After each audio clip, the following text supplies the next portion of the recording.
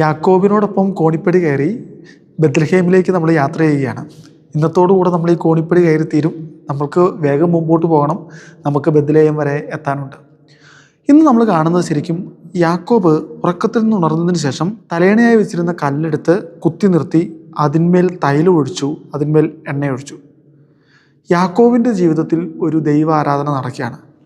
സ്നേഹമുള്ളവരെ, ഇങ്ങനെ ഇദ്ദേഹം എടുത്ത് കുത്തി നിർത്തിയ ആ നാട്ടിവെച്ച ആ കല്ലാണ് പിന്നീട് ഇസ്രായേലിൻ്റെ ചരിത്രം തൊട്ട് ഇന്ന് നമ്മളായിരിക്കുന്ന ദേവാലയത്തിൻ്റെ ബലിപീഠത്തിൻ്റെ വരെ അടിസ്ഥാനമായിട്ട് മാറുന്ന ഒരു പ്രധാനപ്പെട്ട കാര്യം എന്ന് പറയുന്നത്.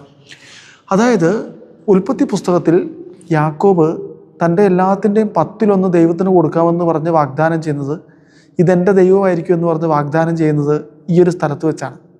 ഇവിടെ വെച്ച് അങ്ങനെ വാഗ്ദാനം ചെയ്യുന്ന ഈ യാക്കോബിൻ്റെ പിന്നീടുള്ള തലമുറകൾ വരുന്നതിനനുസരിച്ച് ഈ ദൈവാരാധന ഇങ്ങനെ വരികയാണ്. അവർക്കൊരു ബലിപീഠം ആവശ്യമായിട്ട് വരുന്നു.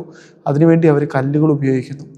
ഈ കല്ലാണ് ശരിക്കും പറഞ്ഞാൽ അവർ പണിത ദേവാലയത്തിൻ്റെ അടിസ്ഥാന കല്ലായിട്ട് വരുന്നത്. പുതിയ നിയമത്തിലേക്ക് നമ്മൾ വരുമ്പോഴത്തേക്കും ദൈവാരാധനയ്ക്ക് അടിസ്ഥാനം ഇടുന്നൊരു കല്ലുണ്ട്. ആ കല്ലാണ് ക്രിസ്തു. ഇതുകൊണ്ടാണ് ഈശോ തന്നെക്കുറിച്ച് തന്നെ പറയുന്നത് പണിക്കാർ ഉപേക്ഷിച്ച് കളഞ്ഞ കല്ല് മൂലക്കല്ല് ആയിത്തീർന്നു എന്ന് പറയുന്നത്.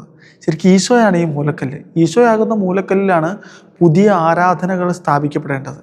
ഈശോയാകുന്ന ഈ മൂലക്കല്ലിലാണ് അഭിഷേകം പെയ്തിറങ്ങേണ്ടത്. സ്നേഹമുള്ളവരെ, ഈ കല്ലെടുത്ത് നിർത്തിയിട്ട് അതിൻ്റെ മേലെ തൈലം ഒഴിക്കുമ്പം അതൊരു അഭിഷേകത്തിൻ്റെ സൂചനയാണ്.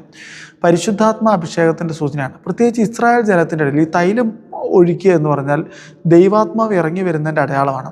രാജാക്കന്മാരുടെ മുകളിൽ, പുരോഹിതരുടെ മുകളിൽ, പ്രവാചകരുടെ മുകളിലെല്ലാം ഈ തൈലം ഒഴിക്കപ്പെടുകയും അവർ അഭിഷിക്തരാവുകയും ചെയ്യുന്നുണ്ടായിരുന്നു.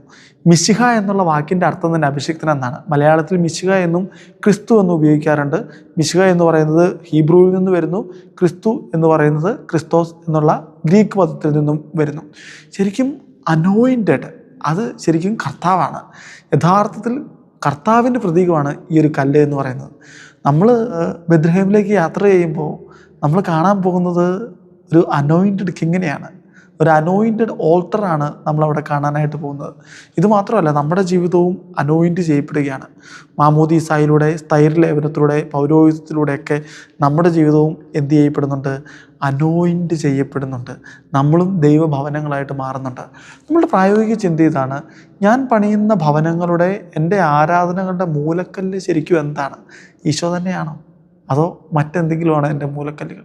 സ്നേഹമുള്ളവരെ, നമ്മുടെ മൂലക്കല്ല് ക്രിസ്തുവായി തീരട്ടെ. അതിനുവേണ്ടിയാണ് നമുക്ക് ബത്ലഹേമിലേക്കുള്ള ഈ യാത്ര.